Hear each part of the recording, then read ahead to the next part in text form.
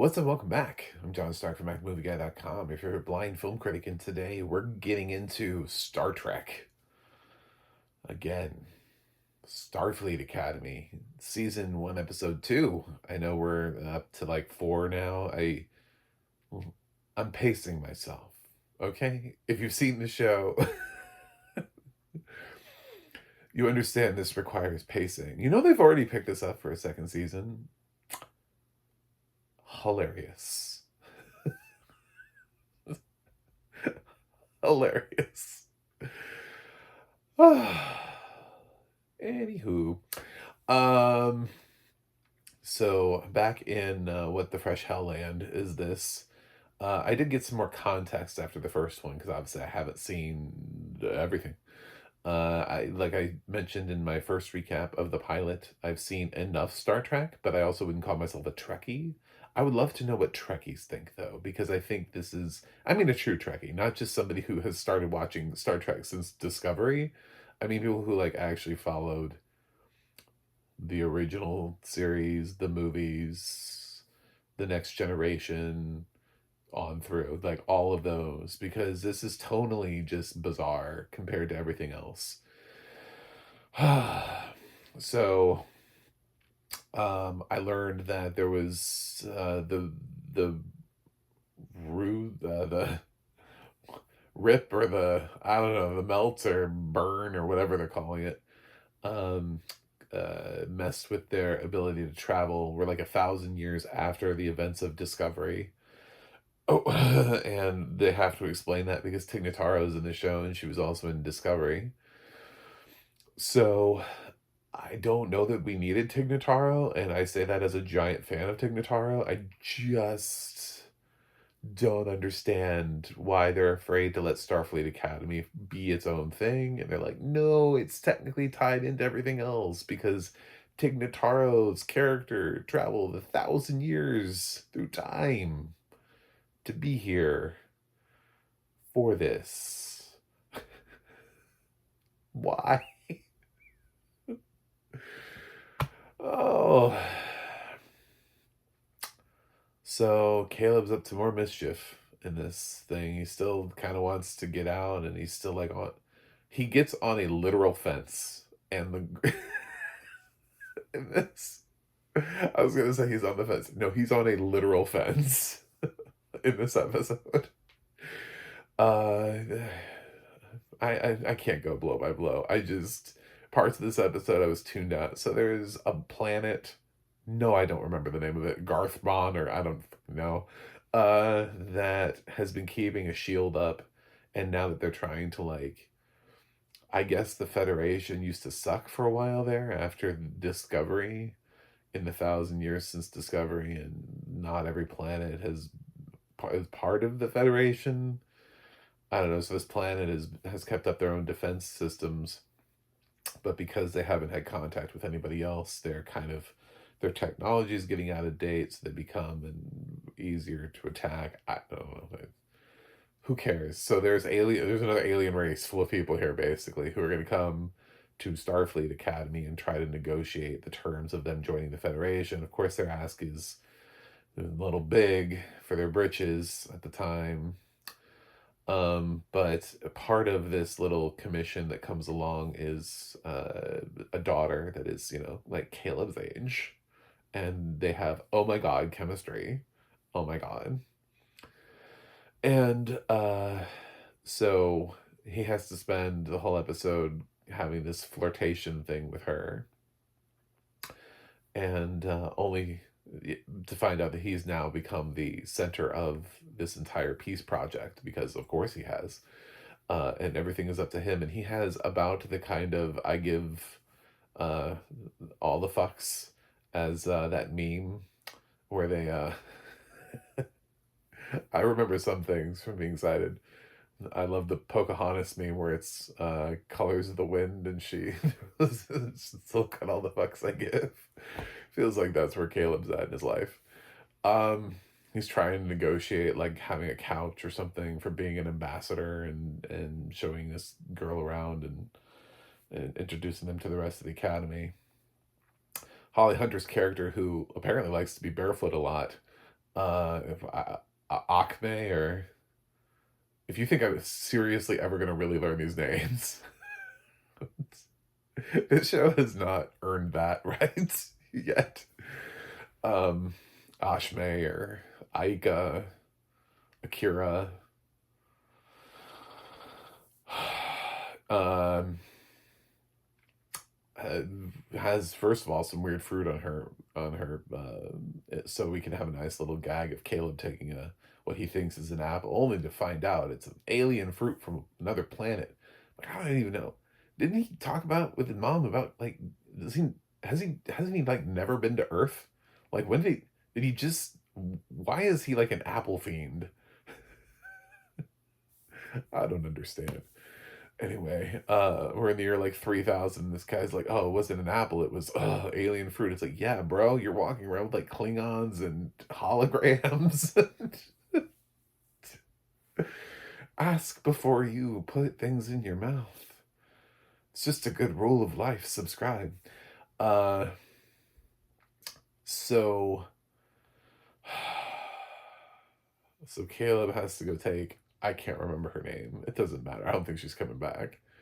Around, and Holly Hunter had offered him the opportunity to go into this special room that will allow him to track this thing where they think his mom is Glib 9 or 5 or I don't know, Gob 4, Grok 9. I don't know. And he takes her into this like I don't know virtual reality space, and for some reason this is a bad thing, and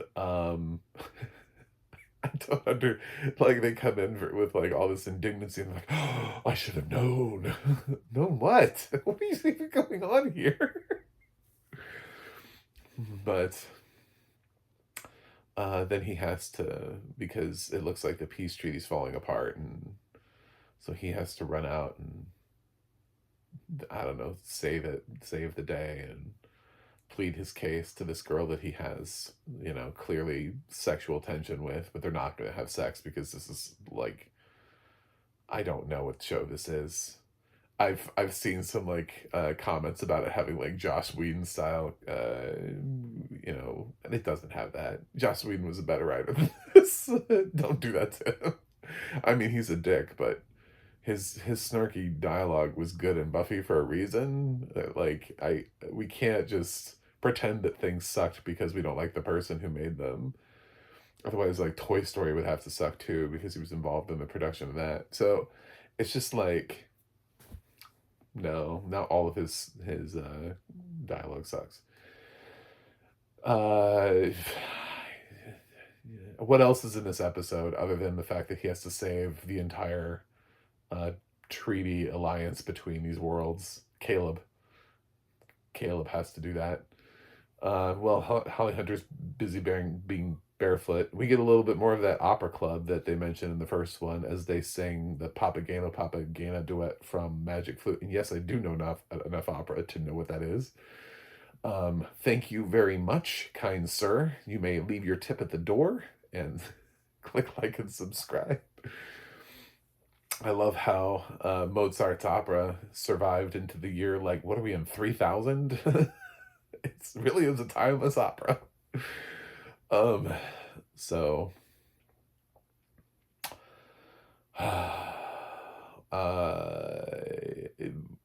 Caleb has a little scene where he rooms with the entitled white dude. I think what is this character that he's the douchebag character that he's with? I don't know what he's up to. I, this character, I don't know the races of any of these people, but he seems like he's the preppy guy that everybody hates from every show ever. That's this kid. And Caleb stuck to a room with him, but by the end of the episode, they find out they have things in common and they might just be perfect strangers. Oh, he helps him make his bed. It's so cute. It is adorbs. And then I think the girl that had a brother who was really underfeatured throughout the episode, but he's kind of like hanging around. I'm like, is he staying? Are we keeping him? There were so many characters that were introduced in the first episode that I just don't know what happened. Like Birdman Klingon is barely in this. He's here for like a second. We get the angry Jamaican.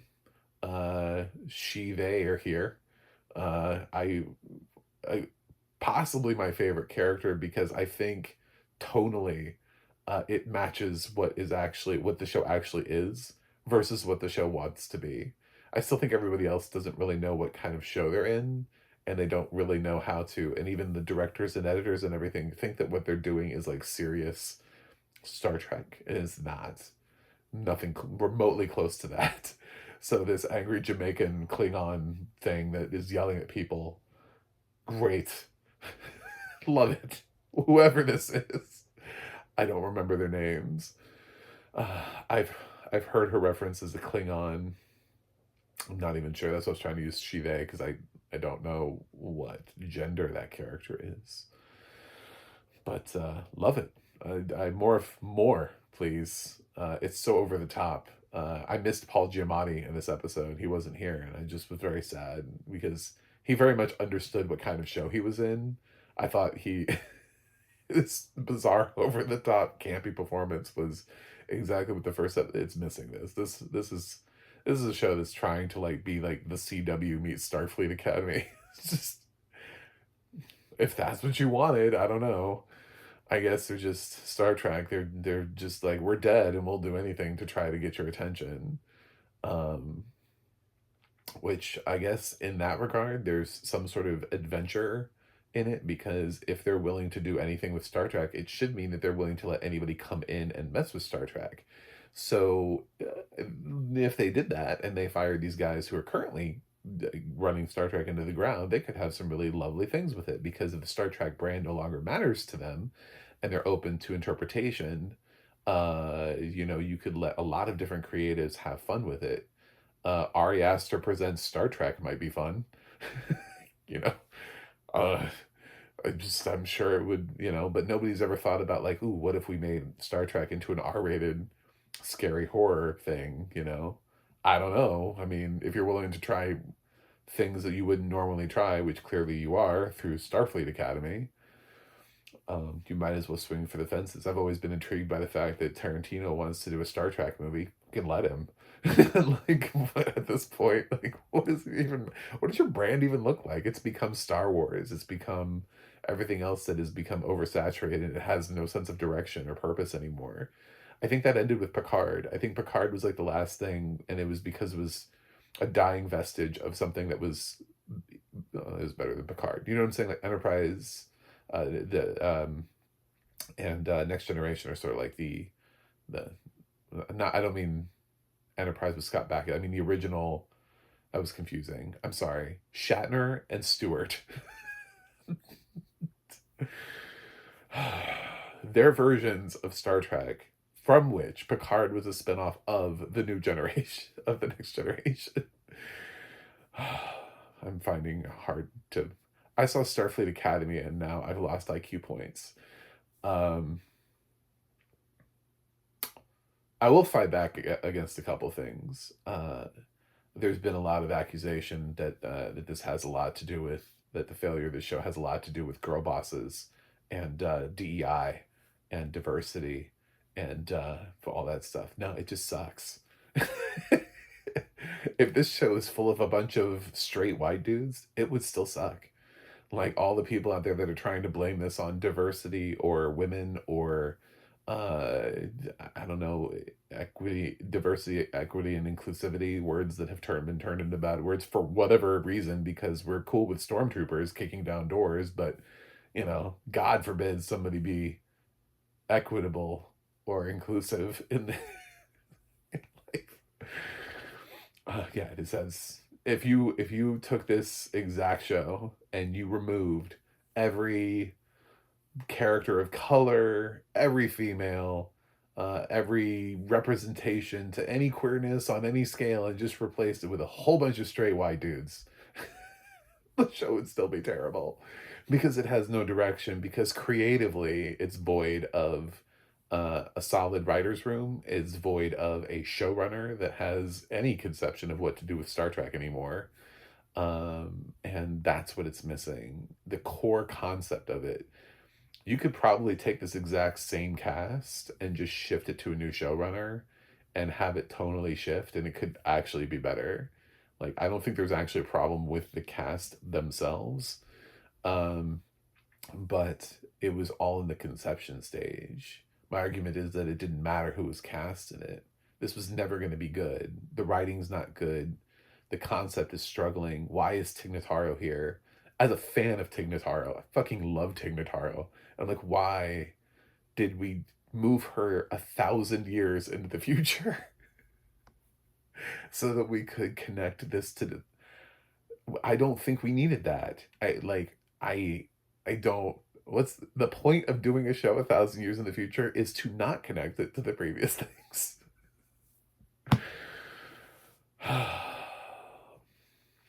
I'm gonna keep watching this though. I know my recaps are sort of like whatever. I'm not gonna give you a play by play. This is just not. This is kind of like hot garbage. I still can't recommend this. This is still aiming for a rotten score from me. I don't understand how it has a fresh Rotten Tomato score right now.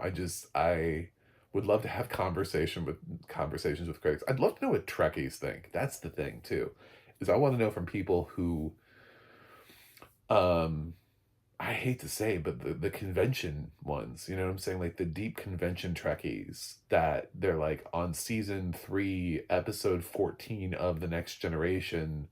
Uh, you know, we we saw the first use of this thing, you know. I mean, like, they have such specific knowledge and they bleed Star Trek.